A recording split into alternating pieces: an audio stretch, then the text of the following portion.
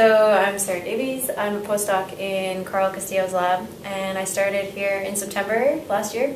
And I was hired to analyze a transcriptomics data set that Carl, Adrian, and Justin Reese have put together and kind of had sitting there for, I think, over like a year. The data were sitting there. So I was hired to analyze the data. And yeah, so far I've been mostly just doing programming. I do a lot of like bioinformatics and nerd out at the computer most of the day.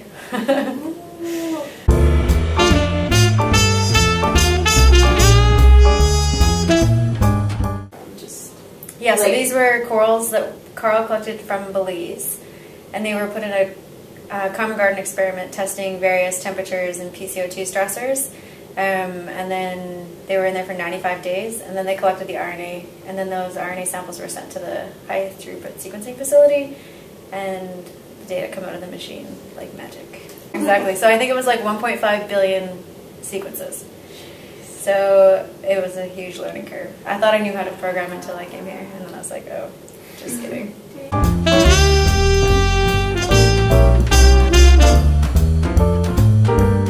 I was surprised how challenged I was, actually. I kind of took this job thinking I would be like a lot better at it. So it's good that they say you're supposed to learn lots in your postdoc, so I have learned a lot. But yeah, it's essentially just like learning how to command the supercomputers a bit better, and like, you know, you don't run anything on your personal computer, everything's done remotely. Yeah, so I really don't work with the data until like, 20 steps down the road. I get a file, and I hope that all the steps didn't screw anything up. But yeah, so you have to have a lot of confidence in the pipelines that are established. Yeah. And you do like troubleshooting things to make sure that you got something out of it. Yeah.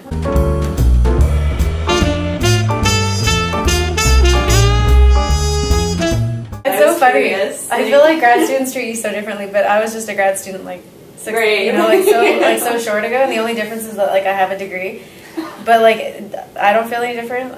Yeah. So it's weird. So I think the weirdest thing is that people treat you differently, but you feel the exact same. So you still feel like insecure that you don't know anything, and that like everything, you're really slow at everything, and you're so like you feel the exact same way you felt as a grad student. But everyone else treats you differently and thinks you're like really awesome, and you're like, I'm the same as I was like 6 months ago. I like being a postdoc a lot better than a grad student because your schedule's not partitioned such that like you have to teach. So like during my PhD I taught almost every semester, so you don't have to teach, but you get asked to like teach people's classes, like do a lecture here and there, and that's fun. You get invited to invited seminars, which is really fun. So I've already been to like Old Dominion University and Northeastern, so that was really fun to go and like speak about science, and people trust you because you have a PhD behind your name.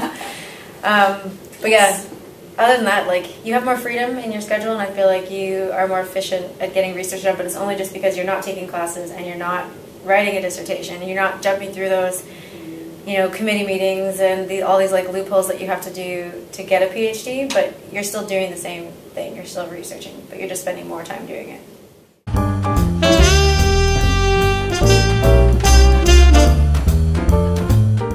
So I guess like my mom would say she knew because I drew this plate in grade 2 that had a beluga whale on it, but that was just because I'd gone to Vancouver to visit my grandma, and there was the Vancouver Aquarium, and they had beluga whales, so I was like obsessed with beluga whales, but I knew nothing about marine science. And I came from like the landlocked area. But probably I initially went into undergrad thinking I was going to be like a vet or a doctor, like the usual. And then actually I wanted to be a biochemist, which I didn't know what a biochemist was, but I liked biology and I liked chemistry, so I thought I'd be a biochemist. But then I didn't do very well in biochemistry, so I didn't major in that. And then mostly I just like started scuba diving for fun with my family, and then kind of got into diving. Then I got really into like underwater photography. Then I was trying to like identify everything, and then I got really obsessed with like finding everything there was to find in the ocean. Well, in Canada, there's not so many species. But yeah, and then I took some marine classes at a marine station, so I feel like I kind of just fell into it.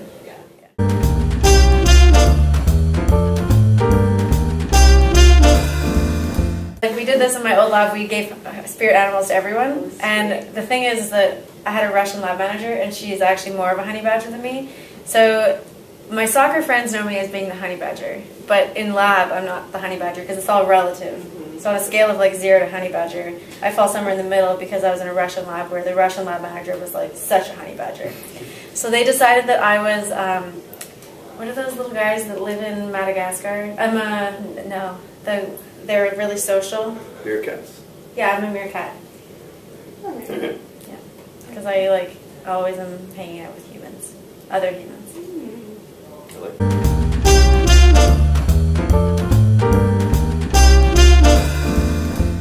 So my cat did the cutest thing ever last night.